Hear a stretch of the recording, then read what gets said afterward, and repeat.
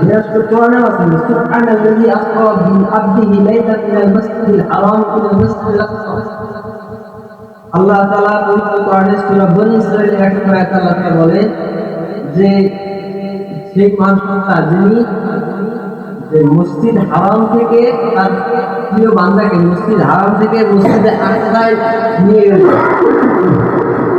এই মসজিদে আকসা থেকে মসজিদে হারামে নিয়ে গেলে, মসজিদে হারাম থেকে মসজিদে আকসা, অনেকেই বলেছেন যদি এই মসজিদ হারাম থেকে মসজিদে আকসা পর্যন্ত নিয়ে কেউ অবিশ্বাস করে সে কাফের হয়ে যাবে। এটা কোরআনের বাণী। এবং আল্লাহ তাআলা যে রাসূল সাল্লাল্লাহু আলাইহি ওয়াসাল্লামকে যে এই 27 তারিখ রজব মাসের 27 তারিখে মিরাজ নিয়ে গেলেন, আল্লাহ তাআলা আরশে আজিম, এখানে এই 27 তারিখে রাসূল সাল্লাল্লাহু আলাইহি ওয়াসাল্লাম বোরাকে করে মসজিদে হারাম থেকে মসজিদে আকসা থেকে বোরাকের মধ্যে চলে প্রথম আকাশ, দ্বিতীয় আকাশ, তৃতীয় আকাশ, চতুর্থ, পঞ্চম, ষষ্ঠ, সপ্তম আকাশ পাড়ি দিয়ে আরো করে সিদরাতুল মুনতাহা বলে আল্লাহর আরশের ওখানে গেলেন। তাফসীরের মধ্যে এভাবে আসছে যে আল্লাহর রাসূল এবং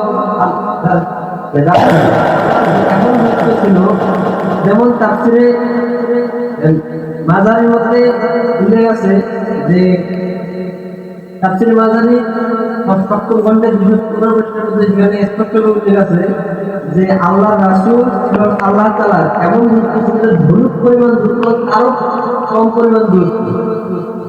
এত দূরত্বের সহিত আল্লাহ তাআলা তার রাসূলকে কথা বলেছেন।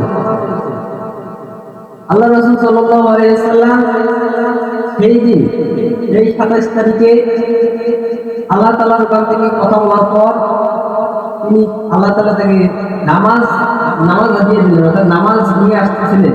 অনেক লম্বা ঘটনা, সবাই খুব সংক্ষিপ্ত, আমি কয়েকটা কথা বলবো।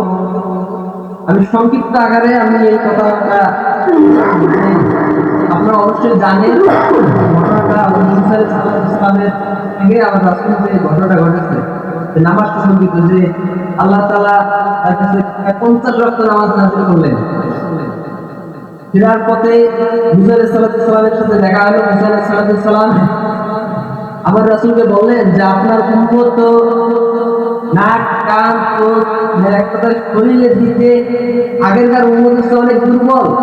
আপনার উম্মত এত এই আমলগুলো করতে পারবে না, এত বেশি নামাজ করতে পারবে না। আপনি আল্লাহর কাছে গিয়ে আরো নামাজটা কমায় আনেন। তখন আল্লাহ রাসূল সাল্লাল্লাহু আলাইহি ওয়াসাল্লাম গিয়ে আল্লাহর কাছে আবেদন করলেন, আল্লাহ আপনাকে আর নামাজ কমাই দিন।